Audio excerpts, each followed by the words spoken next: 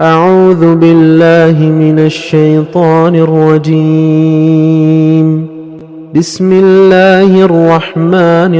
الرحيم. الحمد لله الذي أنزل على عبده الكتاب ولم يجعل له عوجا قيما لينذر بأسا شديدا من لدنه ويبشر المؤمنين الذين يعملون الصالحات أن لهم أجرا حسنا ماكثين فيه أبدا وينذر الذين قالوا اتخذ الله ولدا ما لهم به من علم ولا لآبائهم كبرت كلمة تخرج من أفواههم إن يقولون إلا كذبا فلعلك باخع نفسك على آثارهم إن لم يؤمنوا بهذا الحديث أسفا إنا جعلنا ما على الأرض زينة لها لنبلوهم أيهم أحسن عملا وإنا لجاعلون ما عليها صعيدا جرزا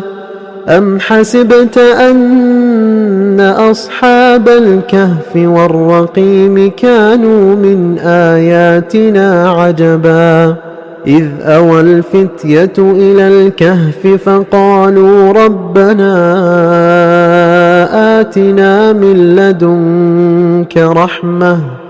فقالوا ربنا آتنا من لدنك رحمة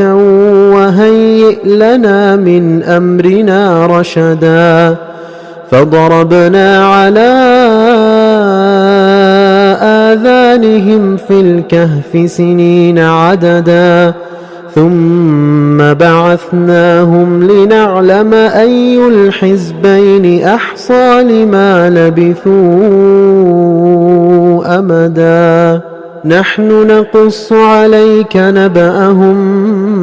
بالحق إنهم فتية آمنوا بربهم وزدناهم هدى وربطنا على قلوبهم إذ قاموا فقالوا ربنا رب السماوات والأرض لن ندعو من دونه إلها لقد قلنا إذا شططا هؤلاء قومنا اتخذوا من دونه آلهة لولا يأتون عليهم بسلطان بين فمن أظلم ممن افترى على الله كذبا وإذ اعتزلتموهم وما يعبدون إلا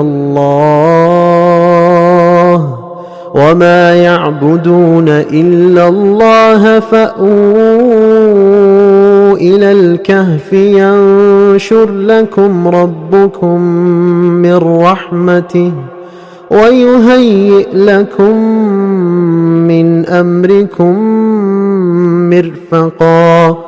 وترى الشمس إذا طلعت تزاور عن كهفهم ذات اليمين وإذا غربت تقرضهم ذات الشمال وهم في فجوة منه ذلك من آيات الله من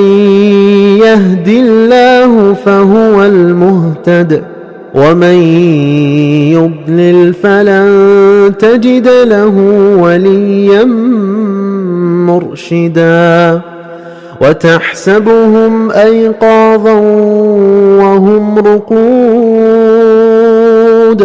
ونقلبهم ذات اليمين وذات الشمال وكلبهم باسط ذراعيه بالوصيد لو اطلعت عليهم لوليت منهم فرارا ولملئت منهم رعبا وكذلك بعثناهم ليتساءلوا بينهم قال قائل منهم كم لبثتم قالوا لبثنا يوما أو بعض يوم قالوا ربكم أعلم بما لبثتم فبعثوا أحدكم بورقكم هذه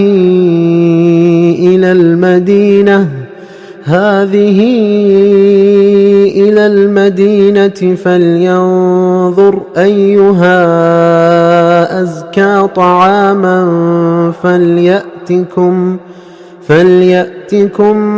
برزق منه وليتلطف ولا يشعرن بكم أحدا إنهم إن يظهروا عليكم يرجموكم أو يعيدوكم في ملتهم ولن تفلحوا إذا أبدا وكذلك أعثرنا عليهم ليعلموا أن وعد الله حق وأن الساعة لا ريب فيها إذ يتنازعون بينهم أمرهم فقالوا ابنوا عليهم بنيانا ربهم أعلم بهم قال الذين غلبوا على أمرهم لنتخذن عليهم مسجدا سيقولون ثلاثة رابعهم كلبهم ويقولون خمسة سادسهم كلبهم رجما بالغيب ويقولون سبعة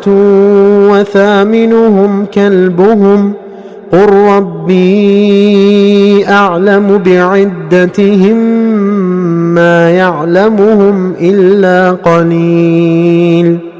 فلا تمار فيهم إلا مراء ظاهرا ولا تستفت فيهم منهم أحدا ولا تقولن لشيء إني فاعل ذلك غدا إلا أن يشاء الله واذكر ربك إذا نسيت وقل عسى أن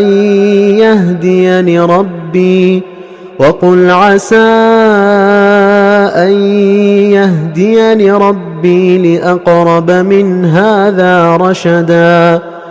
ولبثوا في كهفهم 300 سنين وازدادوا 9 قل الله أعلم بما لبثوا له غيب السماوات والأرض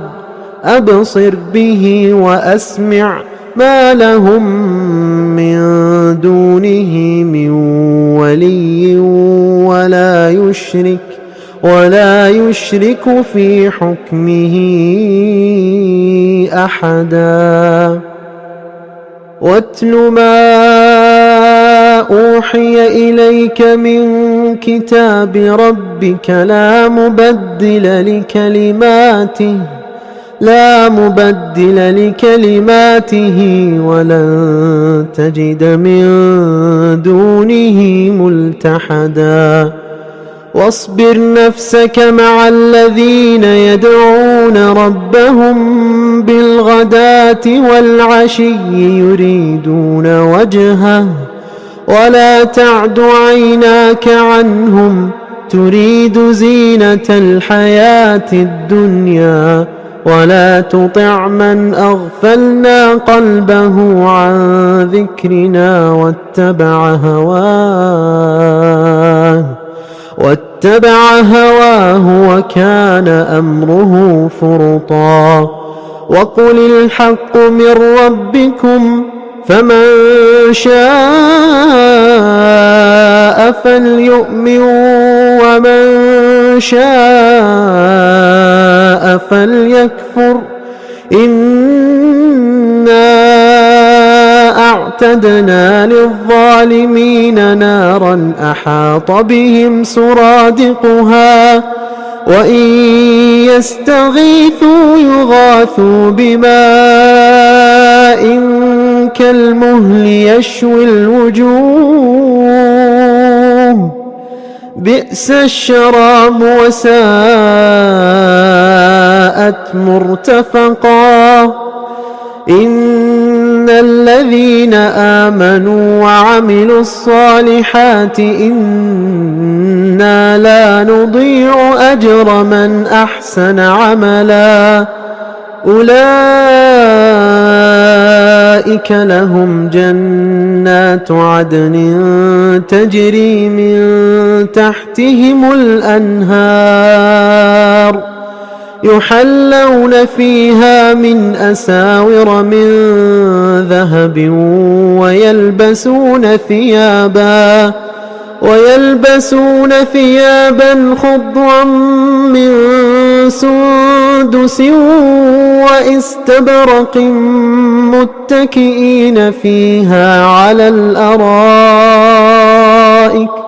نعم الثواب وحسنت مرتفقا واضرب لهم مثل الرجلين جعلنا لأحدهما جنتين من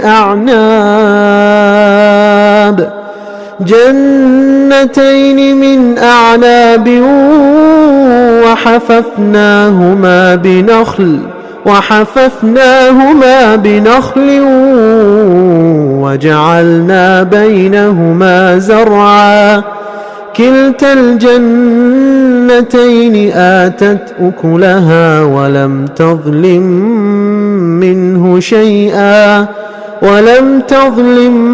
منه شيئا وفجرنا خلالهما نهرا وكان له ثمر فقال لصاحبه وهو يحاوره أنا أكثر منك مالا وأعز نفرا ودخل جنته وهو ظالم لنفسه قال ما أظن أن تبيد هذه أبدا وما أظن الساعة قائمة ولئن رددت إلى ربي لأجدن خيرا منها منقلبا قال له صاحبه وهو يحاوره أكفرت بالذي خلقك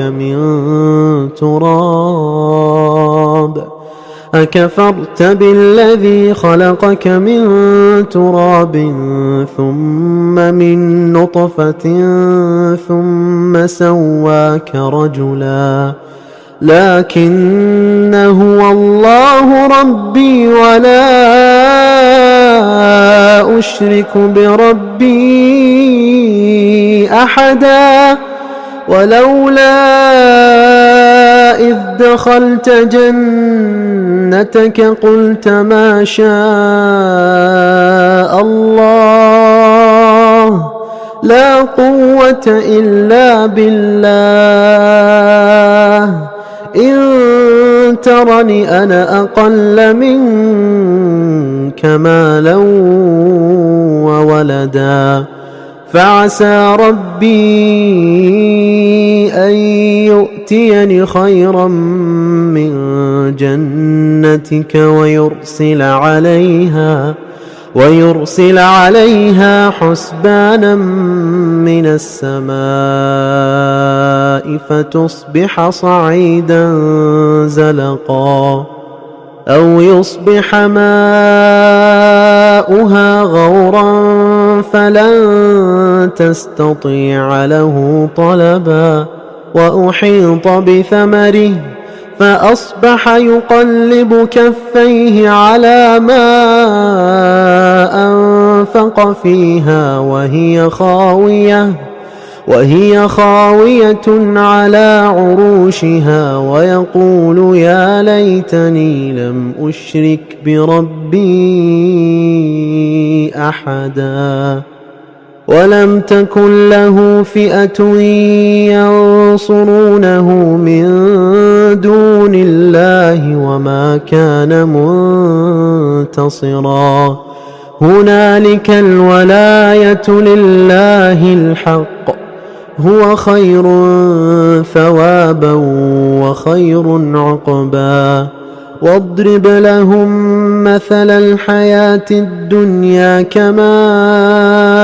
أنزلناه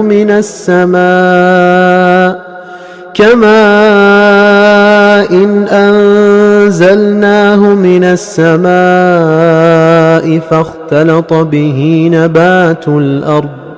فاختلط به نبات الأرض فأصبح هشيما تذروه الرياح وكان الله على كل شيء مقتدرا المال والبنون زينة الحياة الدنيا والباقيات الصالحات خير عند ربك ثوابا وخير أملا ويوم نسير الجبال وترى الأرض بارزة وحشرناهم فلم نغادر منهم أحدا وعرضوا على ربك صفا لقد جئتمونا كما خلقناكم أول مرة بل زعمتم أن لن نجعل لكم موعدا ووضع الكتاب فترى المجرمين مشفقين مما فيه ويقولون يا ويلتنا ما لهذا الكتاب لا يغادر صغيرة ولا كبيرة إلا أحصاها ووجدوا ما عملوا حاضرا ولا يظلم ربك أحدا وإذ قلنا للملائكة اسجدوا لآدم فسجدوا إلا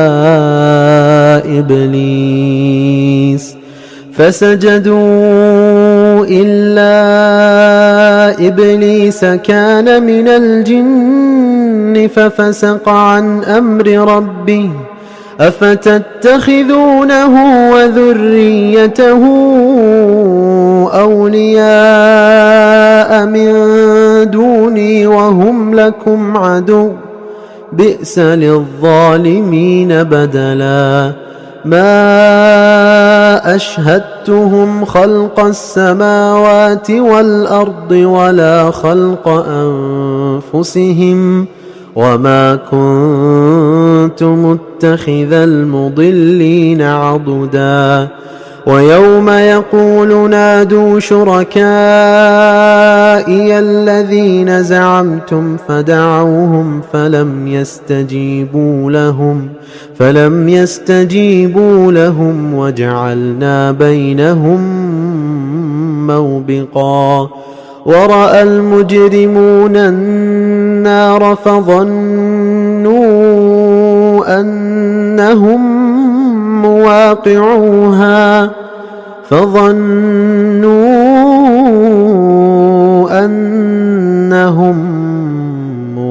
فأقعوها ولم يجدوا عنها مصرفا. ولقد صرفنا في هذا القرآن للناس من كل مثل وكان الإنسان أكثر شيء جدلا. وما منع الناس أن يؤمنوا إذ جاءهم الهدى ويستغفروا ربهم إلا أن تأتيهم سنة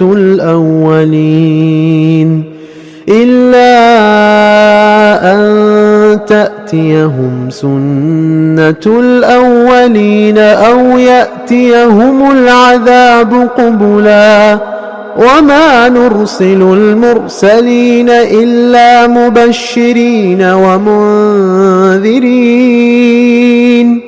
ويجادل الذين كفروا بالباطل ليدحضوا به الحق واتخذوا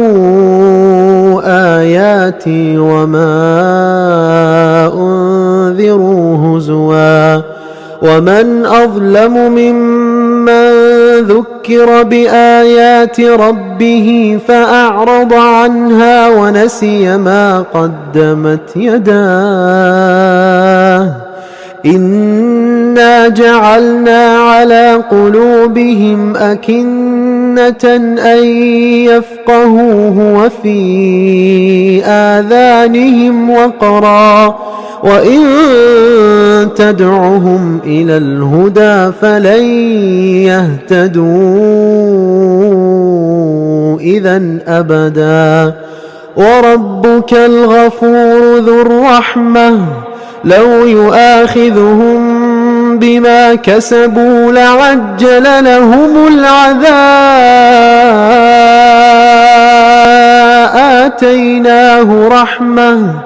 آتيناه رحمة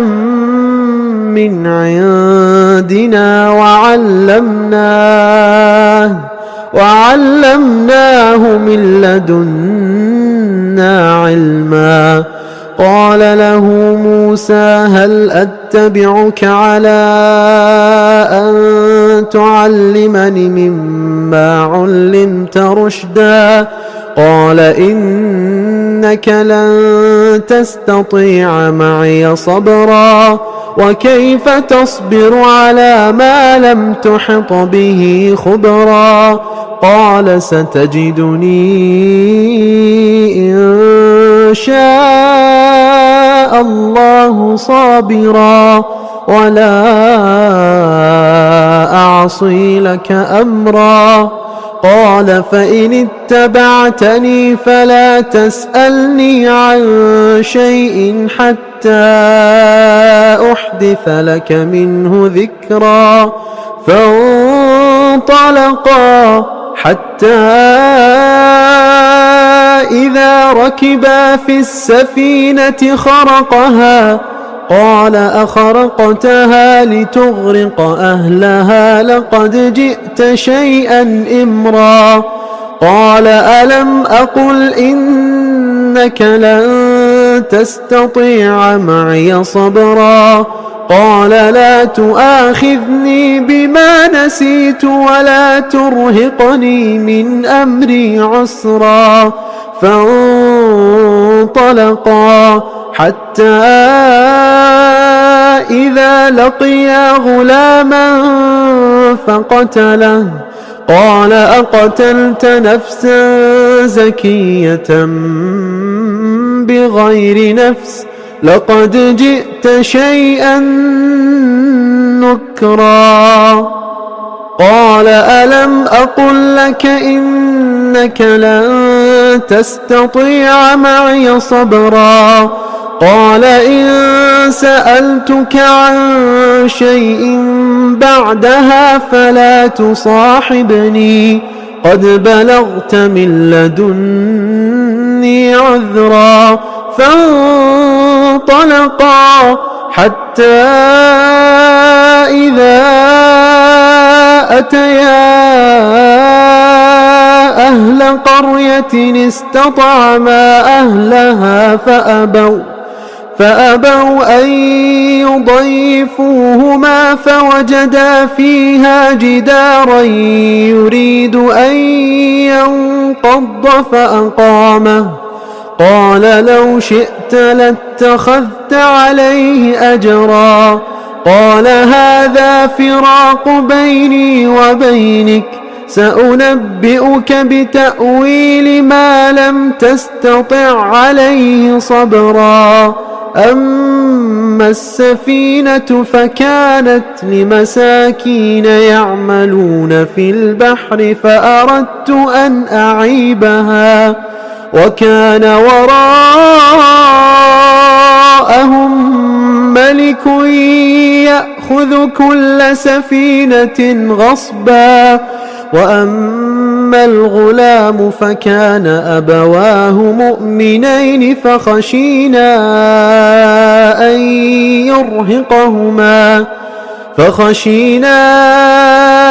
أن يرهقهما طغيانا وكفرا، فأردنا أن يبدلهما ربهما خيرا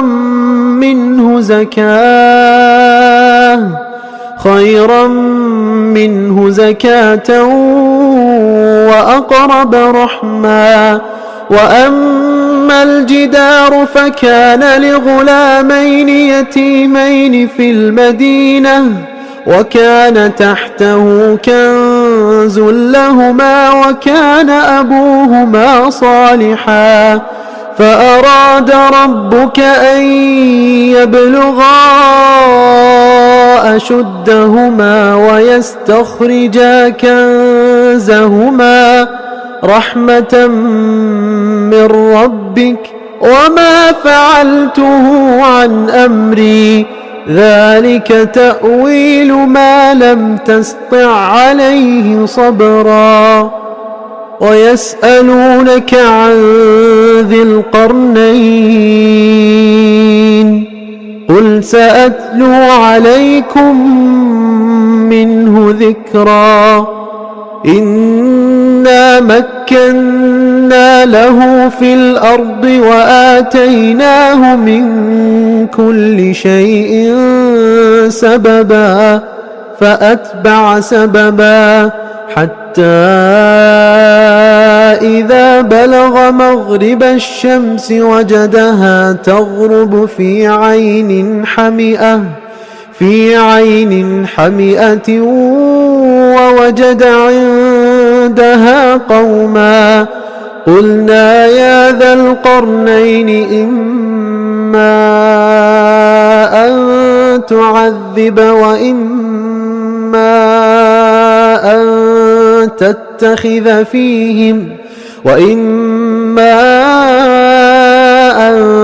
تتخذ فيهم حسنا. قال أما من ظلم فسوف نعذبه ثم يرد إلى ربه فيعذبه عذابا نكرا. وأما من آمن وعمل صالحا فله جزاء الحسنى، وسنقول له من أمرنا يسرا. ثم أتبع سببا حتى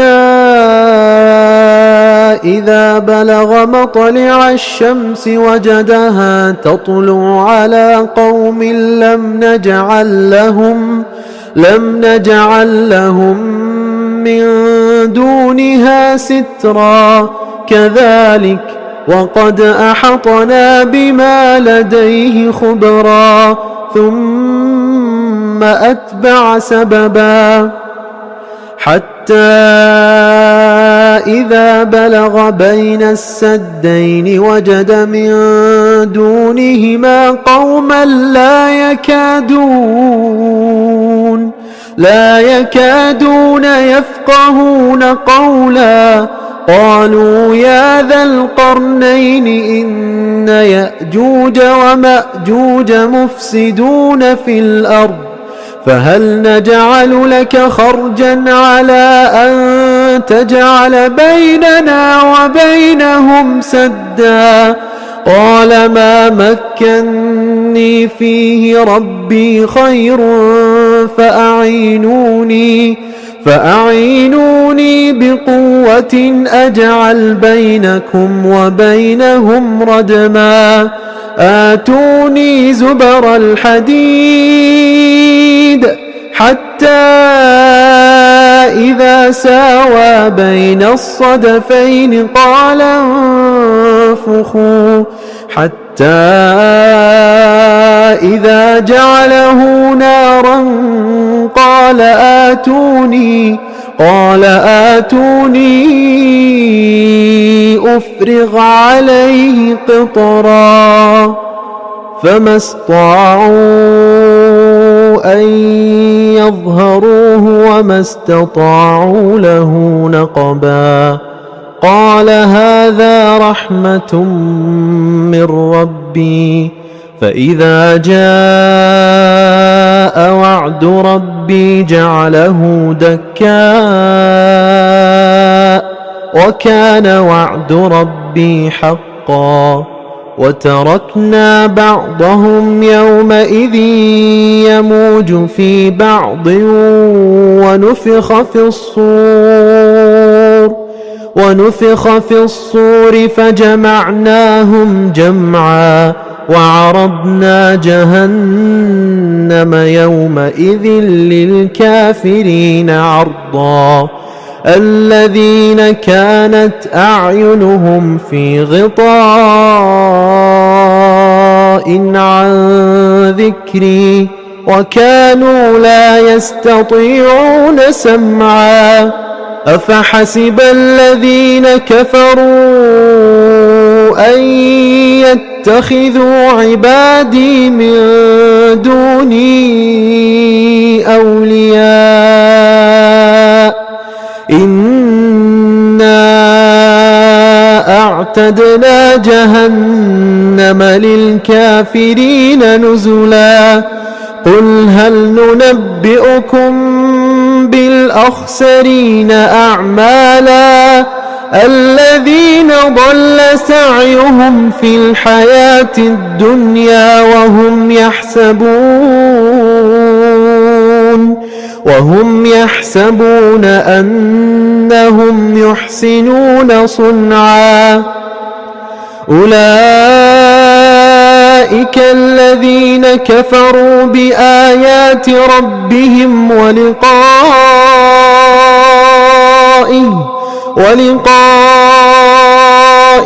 فحبطت أعمالهم فلا نقيم لهم يوم القيامة وزنا ذلك جزاؤهم جهنم بما كفروا واتخذوا آياتي ورسلي هزوا إن الذين آمنوا وعملوا الصالحات كانت لهم جنات الفردوس نزلا خالدين فيها لا يبغون عنها حولا قل لو كان البحر مدادا لكلمات ربي لنفد البحر قبل أن تنفد كلمات ربي ولو جئنا بمثله مددا قل إنما أنا بشر مثلكم يوحى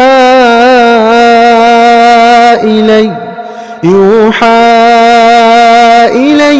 أنما إلهكم إله واحد فمن كان يرجو لقاء ربه فليعمل عملا صالحا فليعمل عملا صالحا ولا يشرك بعبادة ربه أحدا.